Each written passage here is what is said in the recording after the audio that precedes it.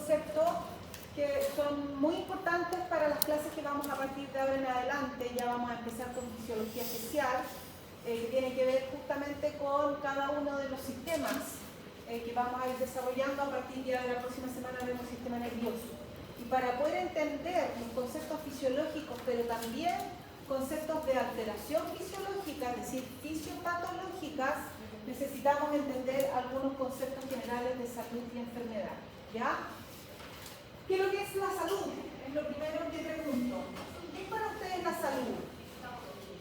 Bueno, ahí lo dice, pero uno podría decir, bueno, salud es cuando un individuo físicamente está normal, ¿no es cierto? Es decir, tiene una estructura anatómica normal, tiene una temperatura normal, tiene sus constantes fisiológicas normales, ¿no es cierto?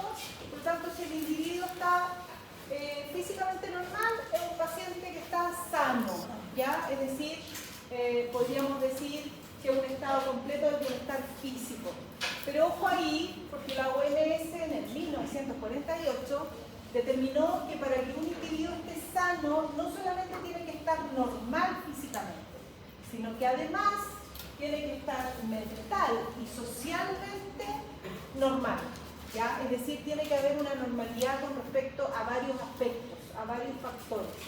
Bueno, en el mundo animal también el bienestar mental y social es importante. De hecho, hoy en día hay una especialidad que se dedica a la etología clínica, ¿no es cierto?, a la conducta animal, al comportamiento y al bienestar del animal, también en las especies productivas. Por lo tanto, es muy importante cómo ese paciente se relaciona con el entorno.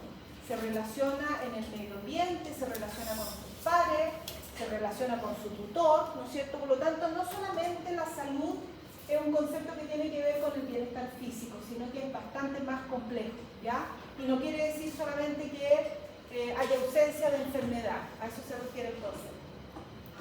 Bueno, también aparecen otros conceptos como, por ejemplo, salud comunitaria, o salud pública, y que tiene que ver justamente cómo podemos abordar la salud, pero no solamente mirando al individuo, sino que mirando poblaciones y aquellos factores que pueden incidir en que ciertas enfermedades sean más prevalentes, de mayor presentación, de mayor frecuencia que otras, dependiendo también de la dinámica poblacional, ya que es algo que vamos a ver un poquito más adelante si es que alcanzamos. Bueno, y enfermedad, ¿qué es lo que es la enfermedad? A través de lo que recién dijimos, es la ruptura del equilibrio, ¿ya?, de este individuo con su entorno. Aquí tenemos que, tienen que estar presentes varios factores para que ocurra una enfermedad. Tiene que haber un huésped, ¿no es cierto?, que esté predisponente, es decir, que esté con ciertos factores que permitan que esa enfermedad ocurra. Tiene que haber un agente infeccioso o un agente, ya vamos a ver qué tipo de agente hay, que provoque o cause la enfermedad, y tiene que estar en un entorno donde hayan factores predisponentes que faciliten que esa enfermedad se dé, ¿ya? Lo vamos a también a ver con algunos ejemplos. Bueno, la OMS entonces dice que la enfermedad es una alteración del estado fisiológico en una o varias partes del cuerpo por causas en general conocidas o que se pueden conocer a través de un diagnóstico, manifestada también por síntomas y signos que son característicos y cuya evolución es más o menos previsible, ¿ya? Eso es lo que dice la OMS con respecto a una enfermedad. Puede haber una enfermedad de presentación agudo o crónico, es decir, de corto plazo o de larga duración, es decir, va a haber una diferencia en el tiempo, digamos, del proceso. Y bueno, y en general, como ya lo dijimos, no solamente afecta cuando hay una enfermedad en sí, cuando hay un padecimiento, sino que también afecta el bienestar, digamos, de la vida. Vamos a ver ahora ciertos aspectos o factores importantes para ir diferenciando el estudio de las enfermedades. Y vamos a partir con la clasificación de las enfermedades. Las podemos clasificar dependiendo de distintas dimensiones, ¿ya? El primero es según la etiología. ¿Qué es lo que es la etiología? Es la causa de una enfermedad, ¿ya? No es cómo se origina, es lo que la causa, ¿ya? ¿Cuáles son las causas? Bueno, las más conocidas son las causas infecciosas. Las biológica. Ahí tenemos las bacterias, los virus, los parásitos, ya las causas biológicas. Tenemos las causas genéticas, también puede ser, ahí tenemos las enfermedades oncológicas, por ejemplo, las alergias, ¿ya? Bueno, inmunológicas en realidad las alergias. Tenemos, por ejemplo, las enfermedades congénitas, es decir, que se desarrollan durante el crecimiento fetal, o enfermedades, ¿no es cierto?, de malformaciones también genéticas, que ocurren también, se manifiestan en el animal, digamos, en el cachorro, en el animal recién nacido, etc. No lo vamos a ver en particular, pero se refieren a la causa de la enfermedad. Después tenemos según la evolución o forma de aparición. Hay enfermedades que son agudas, es decir, que son de aparición muy brusca y tienen una corta duración. Aparecen rápidamente y duran muy poco. Si no se tratan adecuadamente, pasan de aguda a crónica. Las enfermedades crónicas en general son de aparición muy lenta, ¿ya? No son tan invasivas, no son tan rápidamente diagnosticadas por lo mismo, y tienen un curso prolongado, es decir, duran mucho tiempo. También podemos clasificar las enfermedades según los aparatos o sistemas afectados, ¿ya? Tenemos las enfermedades cardiovasculares, un ejemplo de alguna enfermedad cardiovascular que conozcan. Ya, perfecto, la hipertensión, muy bien. Tenemos digestivas, algún cuadro digestivo. La gastroenteritis, perfecto. Renales, alguna enfermedad renal. Cálculos renales, perfecto. Enfermedades endocrinas. Muy bien, el hipertiroidismo o el hipotiroidismo, muy bien. Después tenemos según las manifestaciones externas, ¿ya?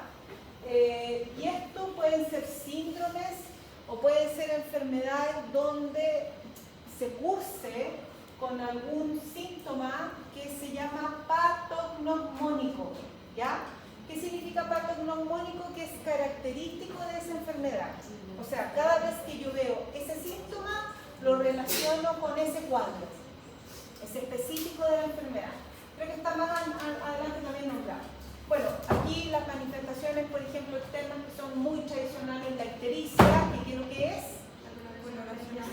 Coloración amarilla de las mucosas, muy bien. Cianosis, coloración azul o media morada. Disnea, dificultad respiratoria. Diarrea, bueno, todo el mundo ha tenido alguna vez diarrea. Aumento de la frecuencia, ¿no es cierto? Y de la consistencia de las fecales. Bueno, y en la etiología, que estudia justamente las causas de la enfermedad, también se relaciona con otros factores o con otros conceptos que tenemos que identificar, como por ejemplo la patogenia, que recién yo les daba la indicación de cómo diferenciarla. La patogenia justamente lo que estudia son los mecanismos a través de los cuales se desarrolla una enfermedad, pero particularmente el origen de la enfermedad, cómo se origina y cómo se va desarrollando en el transcurso de la enfermedad. ¿Ok? Entonces tenemos que diferenciar ese concepto de la etiología, que lo único que estudia es la causa, ¿ya? En este caso, por ejemplo, el microorganismo. También es importante diferenciar el concepto de fisiopatología del concepto de patogenia. En general, la fisiopatología lo que estudia es la normalidad en las funciones, es cómo se altera la función de un órgano en particular cuando hay una causa que provoca la enfermedad, ¿ok? En cambio, la patogenia lo que estudia, bueno, también estudia esta alteración fisiológica o funcional, pero más que nada, sobre todo, en el desarrollo, en los mecanismos, factores que inciden en que esa enfermedad se vaya desarrollando en el tiempo, ¿ok? Y finalmente tenemos la semiología, que lo que estudia son los síntomas y signos de la enfermedad, es decir, cómo se manifiesta externamente o clínicamente esa enfermedad. ¿Okay? ¿Cómo podría ser un ejemplo concreto de la diferencia entre fisiología? Bien, tienen los ejemplos, ahí lo vamos a ver, cómo lo vamos a ir aplicando. También tenemos otro concepto importante que son los factores predisponentes, factores de riesgo que inciden en que una enfermedad se puede presentar o no. Ejemplo típico ahí, el que siempre se conoce, cáncer. Si hablamos de un factor predisponente de cáncer pulmonar, ¿Cuánto? Fumador, ¿ya? O sea, rápidamente relacionamos el tabaquismo con cáncer pulmonar, porque claro, el tabaquismo en este caso no es la causa, no es que origine la enfermedad, pero es un factor de riesgo muy alto. Sabemos que las personas que fuman tienen un mayor porcentaje de presentación de cáncer, ya pulmonar. Entonces es un factor de riesgo. Bueno, ahí dice que es cualquier estado fisiológico que expone al individuo a enfermar. También pueden ser factores fisiológicos, como por ejemplo el embarazo, el envejecimiento, también es un factor predisponente. Claramente que un paciente geriátrico, ¿no es cierto?, más senil, va a tener mayor predisposición a la presentación de ciertas enfermedades. Igual que un cachorro, también lo mismo, también tiene mayor predisposición. Bueno, la clasificación de la causa de enfermedad que nos vamos a ver ahora se pueden clasificar de tres formas. Tenemos las causas internas o propias del organismo, las causas externas o biológicas, que es lo que más conocemos, que son todos los microorganismos, y las externas no biológicas. Aquí están todos los agentes físicos y químicos, ¿ya? Vamos a ver ahora, quedan 2 minutos. Partamos por las causas internas, propias del individuo. Bueno, acá tenemos todas las enfermedades genéticas o también llamadas hereditarias, ¿ya? Que se transmiten de padre a hijo y que, bueno, que es un factor que a veces nos hace tomar la decisión de no tener una camada, por ejemplo, ¿cierto? O de tener cierto cruzamiento cuando sabemos que esa enfermedad se va a transmitir con mucha seguridad. Y por otro lado, tenemos las enfermedades congénitas o también alteraciones del desarrollo embrionario que ocurren durante la época de la preñez, que pueden ser por causas también genéticas, pero también pueden ser por factores que alteran el componente genético de ese individuo que está en desarrollo, ¿ya? Por ejemplo, fármacos. Si una persona o un animal consume, se administra algún fármaco que sea teratogénico, es decir, que induce a la malformación congénita, claramente que ese individuo va a manifestar esa malformación al nacer o incluso en la preñez, ¿ya? Ocasionando la muerte. Por lo tanto, se manifiesta a través de malformaciones congénitas. Hay una variedad enorme y no voy a entrar a especificar las malformaciones que hay porque son muchas. De hecho, yo creo que todos han escuchado de repente las noticias o han visto en alguna parte estas típicas fotos de animales con 2 cabezas, con 3 patas, con más de 5 dedos, ¿no es cierto? Bueno, todo eso tiene que ver con malformaciones. ¿Sí? Una consulta, yo estoy viendo hace poco un caso en Argentina que en el toro, todas las patas que mostraban, todos salían con malformaciones. En este caso, el portador como del defectuoso, por decirlo así, es el toro. Puede ser genética, pero también puede ser un factor ambiental que esté ocasionando que todos los animales que nazcan con esa malformación. Pero no son todos, son solo las patas que ese toro no. Obvio, sí, entonces el toro, sí, el toro. Sí, pero si tienes una camada todas con malformación o de varias vacas, de repente pueden haber metales pesados, por ejemplo en el agua, o sustancias tóxicas también en el alimento, en una pradera, que pueden inducir también malformación. ¿Ya? Por eso es muy común ver justamente en ganado extensivo este tipo de casos que se pueden presentar al nacimiento. Pero bueno, pero también tenemos algunas otras patologías que son muy comunes, por ejemplo la cristorquidia, ¿no es cierto?, que es cuando desciende solamente un testículo a la bolsa escrotal. Eso es muy común y también puede estar ligada a una condición hereditaria, ¿ya? Por lo tanto es muy probable que si algún cachorro nace con esta condición, su herencia también la vuelva a repetir, ¿okay? Entonces, en animales de mucho pedigrí, no es recomendable, ¿no es cierto?, seguir ¿cómo se llama?, la capacidad que tenga de progenie, ¿no es cierto?, de ese animal. Bueno, y había otra patología muy común que aparecía ahí también, que es la famosa displasia cadera, que sabemos que está muy ligada a una raza en particular, sí, como el pastor alemán, ¿no es cierto?, el ovejero alemán, que es muy probable, el 80% de los pastores alemanes presentan displasia cadera. Entonces hay que tratar de seleccionar aquellos animales que van a seguir con esa herencia y que no hayan manifestado esa enfermedad. Bueno, otras causas, ¿ya? Etiología, causas de enfermedad. Otras causas internas o propias del individuo, que no es una enfermedad, sino que es una condición en realidad, es el envejecimiento, ¿ya? Y se relaciona que hay, como dice ahí, una menor capacidad de respuesta frente a ciertas agresiones al medio ambiente. Hay un sistema inmunológico más debilitado, con menos moléculas capaces de formarse y poder evitar, ¿no es cierto?, una agresión.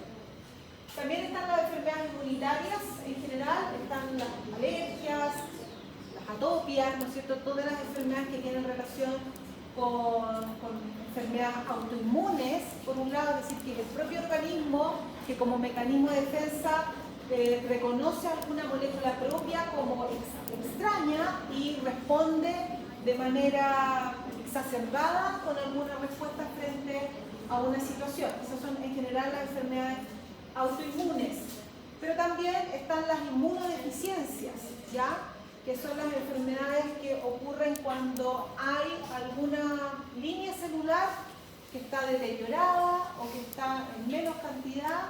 Por ejemplo, la inmunodeficiencia felina, bueno, la inmunodeficiencia humana, está en la línea de todas las células, ¿no es cierto?, las células blancas, linfocitos, neutrófilos, todos los glóbulos blancos disminuidos, lo que significa que cualquier enfermedad puede ocasionar una enfermedad y puede llegar a ocasionar la muerte, ¿ya?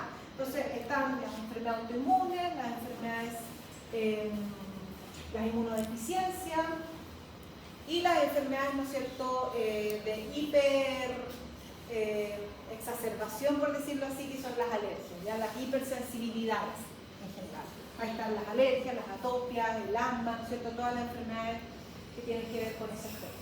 Y finalmente las enfermedades nutricionales, ¿ya?, que también hoy en día son enfermedades de alta predisposición, como por ejemplo la obesidad, o también al revés, animales que son malnutridos, ¿no es cierto?, y puede ocasionarse una desnutrición por falta de algún componente alimentario o por la falta de cantidad en el alimento.